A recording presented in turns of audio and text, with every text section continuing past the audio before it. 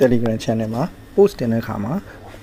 ကို post အောက်မှာလူတွေ comment ဝင်ရေးလို့ရအောင် comment ပေါက်လေးပါအောင်ဘယ်လိုလုပ်ရမလဲဆိုတဲ့အကြောင်းလေးကိုပြောပြသွားမှာဖြစ်ပါတယ်။အဲဒီအကြောင်းလေးကိုမေးထားကြတဲ့လူတွေလည်းရှိပါတယ်။အဲ့တော့ Telegram နဲ့ကိုဝင်လိုက်မယ်။ Telegram နဲ့ကို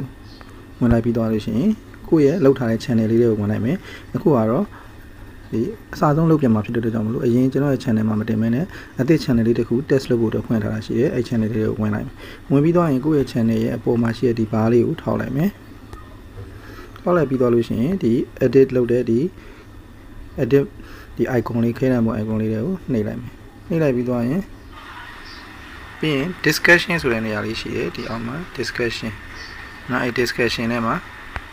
ထောက်လိုက်မယ်။ထောက်လိုက်ပြီးရင်ဒီမှာ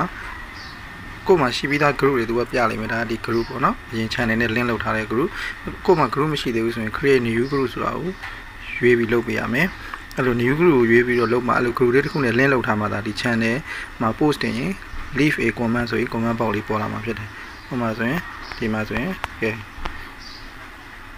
ဒါလေးလုပ်လိုက်ပြီ group လေးတစ်ခုလုပ်လိုက်ပြီပြီးရင်ပေါ်နေပြီးတော့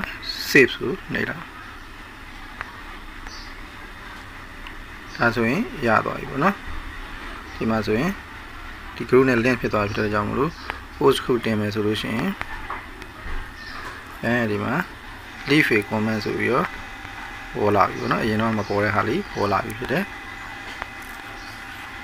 နော်ဒါဆိုရင်တော့ဒီ comment နေပြီးတော့သူများတွေဝင်ရေးလို့ရတယ်ကိုကနေ reply ပြန်လို့လည်းရသွားပြီပေါ့နော်အဲ့တော့ဗီဒီယိုလေးကတော့ပါပဲနောက်ပိုင်းမှာဗီဒီယိုလေးလည်းအရင်ကမှတင်ပြမယ်ခုဆက်ပြီးတော့တင်ပေးမှာမို့လို့ subscribe လုပ်ထားပြီးတော့ထပ်ပြီးတော့စောင့်ကြည့်ပေးဖို့အားလုံးပဲမင်္ဂလာပါပြည်သူဆက်ဆက်မှာကြိုဆိုပါရစေပြည်သူဆက်ဆက် channel လေးကို subscribe ပြုလုပ်ထားပြီးတော့သုံးတဲ့ဗီဒီယိုတွေကိုအမြဲဝင်ရောက်လေ့လာဖို့လို့အတွက်ဖိတ်ခေါ်ပါရစေ